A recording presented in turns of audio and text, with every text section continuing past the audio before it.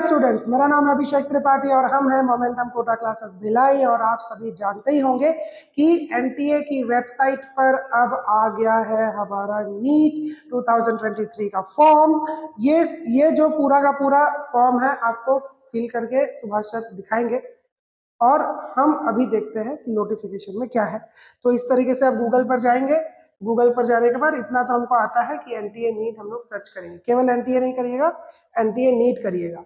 अब NEET UG 2023 registration, इसमें जैसे ही आप क्लिक करते हैं, इसके बाद क्लिक करने के बाद आपको यहाँ पर रजिस्ट्रेशन का लिंक मिलेगा। इसके बारे में आपको सुभाष सर पूरा क्लियरली समझा देंगे कि क्या क्या होने वाला है इसमें। ठीक है, अब यहाँ पर आपको नोटिस मिल जाएगा। इस नोटिस में हम लोग चलते हैं, नोटिस ओपन होगा। नोटिस ओपन होने पर हम लोग देखते हैं कि इसमें लिखा क्या हुआ है। ठीक, वो पूरा लिंक जो है वो आपको सुभाष सर ओपन करके देंगे। Inviting online application for national eligibility cum entrance test NEET UG 2023 registration. The National Testing Agency NTA is inviting online application for NEET UG 2023. ठीक, सिंपल सा है।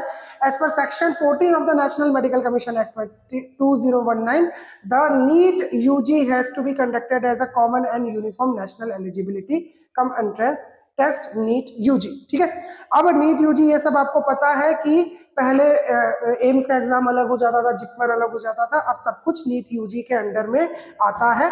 इसके बाद एज पर section of national commission for Indian system of medicine act 2020, there shall be uniform NEET UG test for admission in undergraduate course in each of the disciplines, that is BAMS, BUMS and BSMS course of Indian System of Medicine।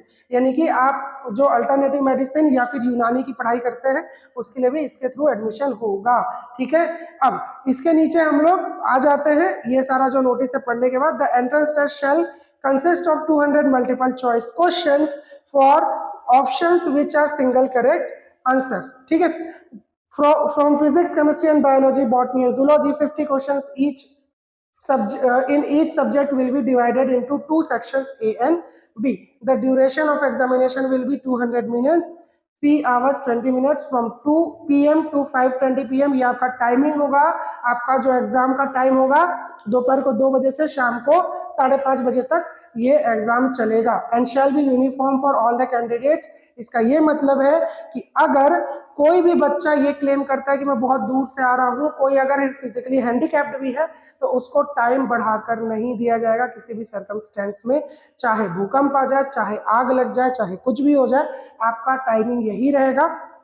कई बार बहुत जगह, खास करके जो local level examinations होते हैं या state level examinations में भी ऐसा बहुत बार होता है कि जो कैंडिडेट है उनकी प्रॉब्लम्स को कभी कभी सुन लिया जाता है, थोड़ा सा एक्स्ट्रा टाइम उनको दे दिया जाता है या अलग रूम की व्यवस्था कर दी जाती है, खास करके फिजिकली हैंडीकैप्ड के लिए। लेकिन ऐसा कुछ भी नहीं होगा। नीट के एग्जामिनेशन के लिए बहुत दिक्कत होती है। हमेशा टाइम पर पहुंचिएगा, टाइम के पहले पहुंचिएगा और वहां पर थोड़ा वेट कर लीजिएगा, है ना। अगर आप कोशिश करिए, अगर आपका सेंटर आपके शहर से, आपके गांव से दूर है, तो एक दिन पहले पहुंच जाए और कहीं रुक जाए। अगर ये पॉसिबल नहीं है तो फिर आप कोशिश करिएगा कि सुबह जल्दी से जल्दी निकल करके जितना भी आपका डिस्टेंस पड़ता है एटलीस्ट 12 बजे तक उस शहर में पहुंच जाए जहां आपका एग्जाम है। कभी कभी क्या होता है, लोग सोचते हैं क्या एक रात जाके रुकेंगे, तो 4 पैसे अगर लग जाता है तो लगने दीजिए, आपका एग्जाम नहीं छूटना चाहिए, परेशानी नहीं होनी चाहिए। NEET UG 2023 will be conducted in 13 language. जो लैंग्वेज में होगा, इंग्लिश हिंदी जनरली हम लोग क्योंकि जो हमारे व्यूवर्स हैं वो हिंदी वाले हैं, तो इंग्लिश हिंदी में ही दिलाएंगे। हो सकता है किसी को अपनी मदर टंग में दिलाना हो तो असमीज, बंगाली, गुजराती, कन्नड़ा, मलयालम, मराठी, उड़िया, पंजाबी, तमिल, तेलुगु एंड उर्दू, इनमें ये एग्जामिनेशंस लिए जाएंगे। बहुत लोगों को लगता है सर हिंदी और उर्दू में तो एक ही है, वो अलग है बेटा, हिंदी और उर्दू अलग है। आपके वोकैब्स भी बहुत बदल जाते हैं और लिपि तो बदल ही जाती है, स्क्रिप्ट बदल जाती है। ठीक है, तो जो साउथ के जो 4 मेजर लैंग्वेजेस है, तमिल, तेलुगु, कन्नड़ और मलयालम, उसमें एग्जामिनेशन होगा। इसके जो मेजर लैंग्वेजेस है, बंगाली, गुजराती, मराठी, उड़िया और असमीज, इनमें एग्जाम होगा। पंजाबी में भी होगा। ठीक है, चलिए अब ऑनलाइन सबमिशन डेट क्या है। एप्लीकेशन फॉर्म 6 मार्च से 6 अप्रैल, मतलब लास्ट डेट 6 अप्रैल है। और सक्सेसफुल ट्रांजैक्शन ऑफ फीस का भी 6 अप्रैल है। लेकिन यहाँ पर देखिएगा, फॉर्म भरने के लिए 9 बजे तक का समय, फिर 3 घंटा एक्सटेंड किया गया है ताकि आप अपना ट्रांजैक्शन कंप्लीट कर सके। अगर बैंक का सर्वर डाउन है, पैसे का ट्रांसफर का दिक्कत है, तो सब निपटा करके। लेकिन आप 6 अप्रैल का वेट मत करिएगा। अब 6 तारीख है, आप 10 तारीख तक का वेट कर लीजिए। 10 तारीख से लेकर 20 तारीख के बीच में अपना फॉर्म भरिए, सबसे अच्छा टाइम होता है।